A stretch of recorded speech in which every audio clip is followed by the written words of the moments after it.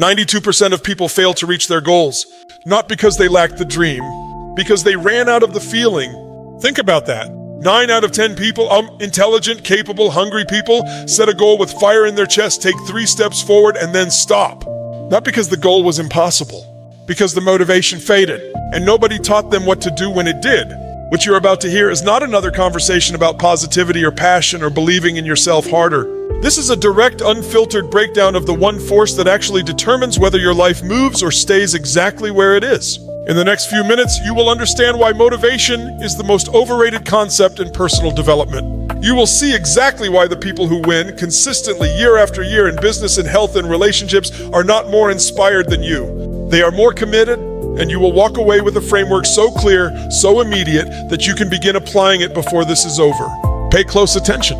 This will change how you operate. Motivation is a guest. It shows up unannounced, fills the room with energy, makes you believe that this time, finally this time, everything is going to change. And then just as suddenly it is gone. It doesn't say goodbye. It doesn't leave a note.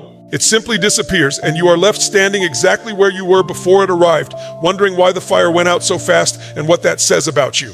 It says nothing about you.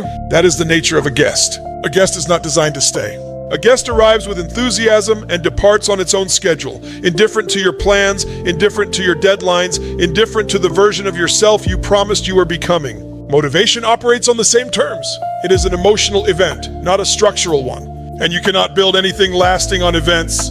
They do not. What they have, what separates them from the person still waiting for the right feeling, is a house, not motivation. A house. A structure so deeply internalized that inspiration becomes a luxury they can appreciate but never actually need. Their morning run happens whether they slept well or barely at all. Their creative work begins whether the ideas feel alive or totally dry. Their commitments hold even on the days when holding them costs something real. This is the distinction most people never make. They treat motivation as the engine and wonder why the car keeps stalling. Motivation is not the engine. Motivation is, at best, the spark. Discipline is the engine. Routine is the fuel. Identity is the road. And without all three working together in a structure you have deliberately built, that initial spark simply burns out in open air. Beautiful for a moment, useful for nothing. Consider what a habit actually is at its deepest level. A habit is a decision that has been made so many times it no longer requires a decision.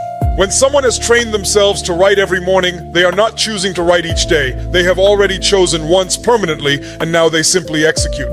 The daily negotiation is over. The inner debate that drains most people, should I, do I feel like it, maybe tomorrow, that conversation has been canceled. And in the silence where that debate used to live, actual work gets done.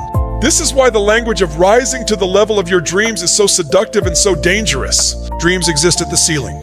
But when pressure arrives, real pressure, the kind that comes with exhaustion and setbacks and the grinding repetition of long-term work, you do not rise to the ceiling. You fall to the floor. And the floor is your habits. The floor is your discipline.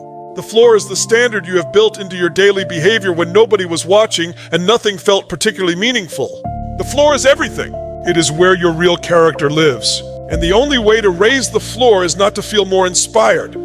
It is to act more consistently across more days in more circumstances until the action itself becomes the architecture of who you are.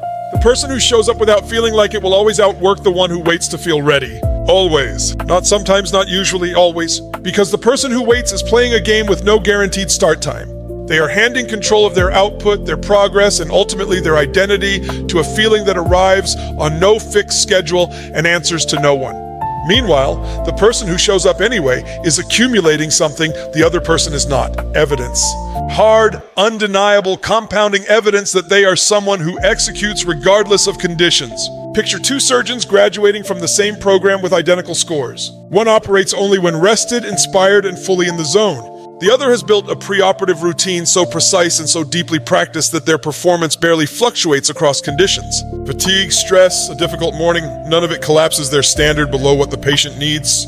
A decade later, one surgeon has operated twice as many times, handled twice the complexity, and built a level of mastery the other will never reach, not because of talent, but because of presence. They simply kept showing up. And this is precisely where motivation reveals its deepest flaw. Motivation asks how you feel before it allows you to begin. It runs an internal survey every morning. Energy levels, mood, enthusiasm, the general temperature of your desire, and only clears you for action if the results come back favorable. Discipline never conducts that survey. Discipline does not care whether you slept well or badly, whether the project excites you or exhausts you, whether the world feels full of possibility or completely indifferent to your effort. A novelist writing 500 words each morning does not consult their emotions before opening the document. A founder reviewing their numbers each Sunday does not wait until business feels exciting again. A father who trains with his son every Saturday does not cancel when life gets heavy. These are not extraordinary people with extraordinary reserves of passion. They are ordinary people who made one extraordinary decision: to remove feeling from the equation entirely and simply do the work that needs doing. Every time you act without motivation, you become someone who no longer needs it. Read that again slowly because it contains a practical instruction most people walk past without ever stopping to use. It is not a statement about willpower. It is not a challenge to grit your teeth and suffer through discomfort. It is a description of a biological and psychological process that is already available to you right now, regardless of how unmotivated you feel today. Each act of disciplined follow-through, however small, however unglamorous, deposits a unit of identity into an account only you can see. Miss a day and no deposit is made. Show up anyway and the account grows. This is why starting small is not a compromise. It is a strategy. The person who commits to 10 minutes of focused work each morning and actually does it every morning for 60 days has done something far more powerful than the person who planned 3 hours and completed none of it. They have built a self-image.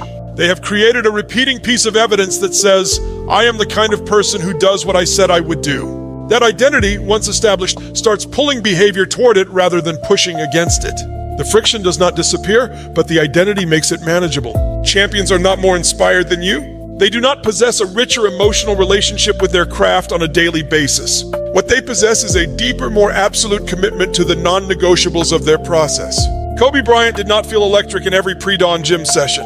He had simply decided, years before those sessions, that his presence in that gym was not contingent on how he felt when the alarm went off. The session was already agreed upon. The decision had already been made. His only job each morning was to honor what had already been decided.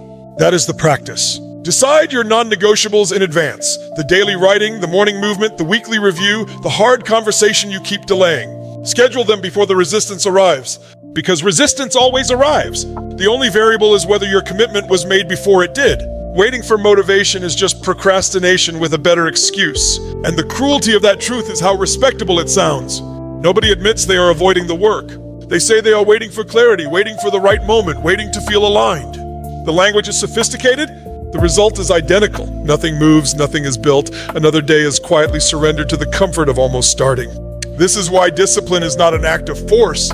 It is an act of mercy toward your future self, toward the vision you said mattered, toward every person whose life improves when you finally do what only you can do. Discipline is deciding once, not daily, not hourly, once. You decide that the work is non-negotiable, and in doing so, you dissolve the daily war between intention and avoidance. The inner argument ends. What remains is simply the next step, clear and waiting, requiring nothing from you except your presence. The feeling you are waiting for to begin always comes after you begin, not before. Never before. This is the sequence that most people spend years reversing in their minds, believing that inspiration is the ignition, that clarity must precede action, that they owe themselves perfect conditions before they owe themselves progress.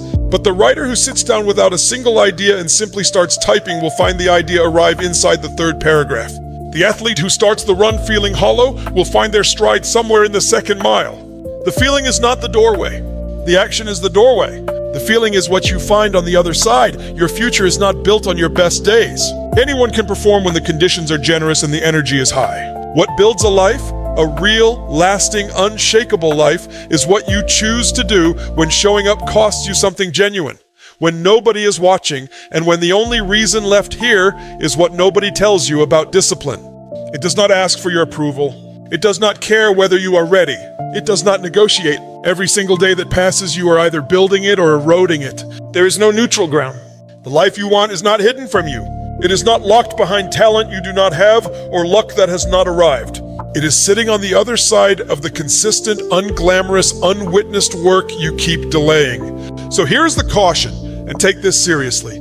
The longer you outsource your progress to a feeling, the more of your life you spend in the waiting room of your own potential. You are not waiting for the right time. You are waiting for a version of yourself that only gets built by starting now. Stop waiting. The only moment you have ever actually had is this one. Use it. Thank you for being here and giving this your full attention. That alone says something about who you are and the standard you are holding yourself to. If this message landed, if even one idea shifted something inside you, do not let it stop here. Hit the like button right now. It takes 1 second and it tells us this kind of content matters to you. Drop a comment below and tell us, where in your life are you choosing discipline over motivation starting today? We read every single one. And if you are not yet part of this community, subscribe to Alpha Motivation World, because this is what we do here. No noise, no shortcuts, just the honest, unfiltered content that pushes you to become who you are fully capable of being. Until then, remember this: the world does not reward the most talented, it rewards the most relentless. Go be relentless.